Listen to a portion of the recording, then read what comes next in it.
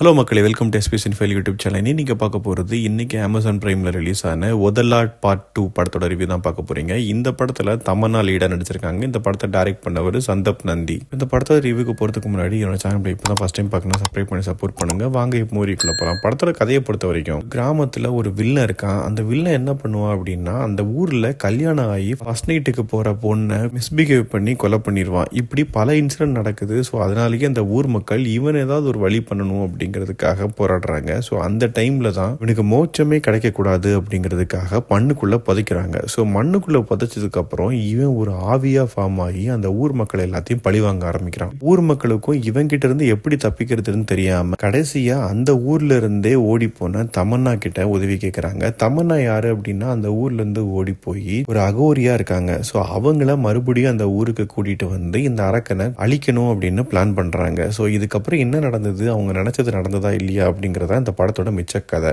இது ஒரு crime thriller genre. இப்போ இந்த படத்தோட பாசிட்டிவ்ஸ் அண்ட் நெகட்டிவ்ஸ் பார்க்கலாம். மொதல் பாசிட்டிவ் தோன்றது, இந்த படத்துல தமன்னாக்கு ஒரு வித்தியாசமான கேரக்டர் தான். ஸோ அந்த கேரக்டரை அவங்க நல்லாவே பெர்ஃபார்ம் பண்ணியிருந்தாங்க. வில்லன் கேரக்டர் பண்ணவரும் அவரோட பெஸ்ட்டை கொடுத்திருந்தாரு. அண்ட் இந்த படத்தோட மியூசிக் வந்து ஒரு பெரிய பிளஸ் அப்படின்னே சொல்லலாம். ஏன்னா அந்த பிஜிஎம் வந்து நல்லாவே கை கொடுத்துச்சு. இது மட்டும் தான் இந்த படத்தோட பாசிட்டிவ்ஸ். இப்போ மற்றது எல்லாமே நெகட்டிவ் சைடில் தான் வருது. ஏன் நெகட்டிவ் சைடு அப்படின்னா, இந்த படத்துல கதை அப்படிங்கிறது ரொம்ப சிம்பிள் தான், நான் சொன்னது தான். ஆனால் அதை எக்ஸிக்யூட் பண்றதுக்காக இவங்க 2.5 மணி நேரம் எடுத்திருக்காங்க. கிட்டத்தட்ட இந்த அருந்ததி படத்தோட செகண்ட் ஹாஃப் தான் இந்த படத்தோட செகண்ட் ஹாஃப் மாதிரி இருந்தது. ஏன்னா கிட்டத்தட்ட சேம் ஸ்டோரி தான். இவங்க அழிக்க ட்ரை பண்றாங்க, அது பழிவாங்க ட்ரை பண்ணுது, இப்படி பேக் அண்ட் ஃபோர்த் போயிட்டே இருக்குது. கடைசி என்ன நடந்திருக்கும் அப்படிங்கிறது உங்களுக்கே தெரியும். ஸோ அதனால இந்த படத்துல புதுசா எதுவுமே இல்லை. அண்ட் இப்படி ஒரு பிரச்சனை வரும்னு தெரிஞ்சே இவங்க ஏன் இந்த மாதிரி ஒரு விஷயத்த பண்ணாங்க அப்படிங்கிறதுக்கான ரீசனையும் தெரியல. இது பண்ணதுனால அவனை எப்படி பழி வாங்கிட்டோம் அப்படின்னு இவங்க நினைக்கிறாங்கிறதும் புரிய மாட்டேங்குது. கடைசியில சஃபர் பண்றது என்னமோ இவங்க தான். அந்த படத்தை பார்த்து நம்மளும் சஃபர் ஆறோம். ஏன்னா ஒரு பாயிண்ட்டுக்கு மேல எந்த ஸ்டோரியுமே கிடையாது. சும்மா இவங்க பாட்டுக்கு இஷ்டத்துக்கு எடுத்துக்கிட்டே இருப்பானுங்க. கடைசி முடிவும் வந்து நம்ம எதிர்பார்த்த மாதிரி தான் முடியும். இதுல பார்ட் 3க்கு வேற லீடும் கொடுத்துருக்காங்க. அது என்ன ஆப்போதோ தெரியல. மொத்தத்தில் இந்த படத்தை பத்தி சொல்லணும் அப்படின்னா,